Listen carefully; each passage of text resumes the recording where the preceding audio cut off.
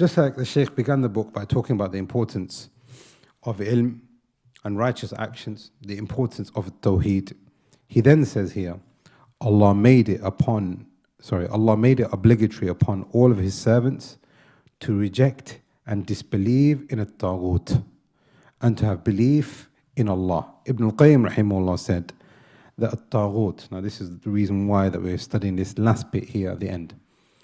All of this can be spoiled if you end up in listening and obeying the Taghut. Taghut is a terminology, but what is that? The Shaykh is saying here, a Taghut is anyone who goes beyond the bounds of worship, obedience, and following. If a person was to say, I worship Allah, but I worship other than Allah as well, that person has taken this as a Taghut. If a person was to say, I worship other than Allah, may Allah protect us, he has taken this thing as a Taghut. In the life of this dunya, he doesn't have the answer. In the barzakh, man rabbuk, he'll say some random name perhaps. Or he will say, I don't know. Why? Because the Shaykh is saying here, that Ibn al-Qayyim has explained to us, the Taghut, anyone who is worshipped, obeyed, and followed. Worship, what is worship? We did this before. What's worship? Yeah. Excellent. Any act that you're doing to get close to. Now, we as Muslims are doing it to get closer to Allah in submission. Some people will do an act of worship in reverence towards a football player, towards an entertainer, towards dollars, towards pounds. They want to get closer towards that thing, and they think that that thing is their salvation. They have taken them as worship. This thing is Taghut. So that person is living that life in the barzakh. Okay, obedience. Obedience now is when the person believes that this thing here has the ability to tell me what is right from what is wrong. If a person was to take that other than Allah and His Messenger, he is taken as a Taghut. And then following. A person says, well, I worship Allah.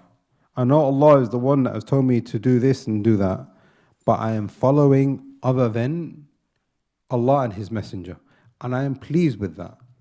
That is Taghut. There is a difference being pleased with it and a difference between a person doing it out of weakness. We will still call that person a Muslim. So you've got so many Muslims, for example, who don't worship Allah. You've got so many Muslims, for example, who obey other than Allah, who follow other than Allah. Are they still Muslim? We'll say yes, they are still Muslim.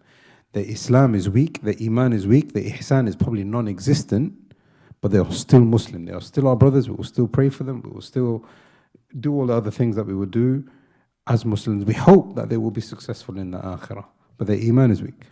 There is a difference between a person doing it out of desires and a person justifying it and saying, yeah, you know what, I can follow other than Allah. There's no problem in that. This is what the Shaykh is saying. Ibn al-Qayyim rahimahullah said, At-Taghut is anyone regarding whom the servant goes beyond the bounds, whether it is worship, obedience, or following. And then he says, At-Taghut, the heads of them are 5. Now this has been mentioned by some of the ulama. Now, again, he's saying the heads of them are 5, but this is now just to give example for these 3. Iblis is the head of Taghut. Why? Because he is calling you to worship and obey him other than Allah. Whoever is worshipped and is pleased with that. So again here, if a person prays 5 times a day, but then somebody tells him, like, go to the grave and worship the person in the grave, ask the person in the grave, is he a Muslim? We'll say no, because he has taken that thing as a Taghut alongside Allah. So it doesn't necessarily mean that he has chosen one of the two. The person has now compromised Man Rabbuk, Man Nabiyuk, Man Rabbuk, Ma Dinuk, Man Nabiyuk, because he has given that equality between Allah and the rights of Allah to other than Allah. Whoever is worshipped and pleased with it, whoever calls the people to worship of himself, this is similar to the second one. So he says, worship me, like the Dajjal will do, may Allah protect us. Whoever claims to possess anything from the unseen, meaning knowledge of the unseen, and whoever judges other than what Allah subhanahu wa ta'ala has revealed. Again, this is about obedience and following. But here we have to understand that there is a difference between desires and legitimizing it. The proof is the statement, and the Shaykh gives us the ayah, and then he gives us the hadith on the Messenger of Allah sallallahu alayhi wa sallam, the ayah in Surah Al-Baqarah, لا إكراه في الدين قد تبين الرشد من الغي فمن يؤمن بالله ويكفر بالطاغوت. Whoever believes in Allah and he disbelieves in the Taghut, فقد استمسك بالعروة الوثقى. He has taken hold of something which will never break. This is the life of this dunya. He will then carry in that to the barzakh. When he is asked those questions, he will be able to answer correctly. And then the Shaykh says, Allah knows best. May Allah send His peace and blessings upon the Messenger of Allah sallallahu, his followers and his companions. These are the three principles that the Shaykh has explained to us.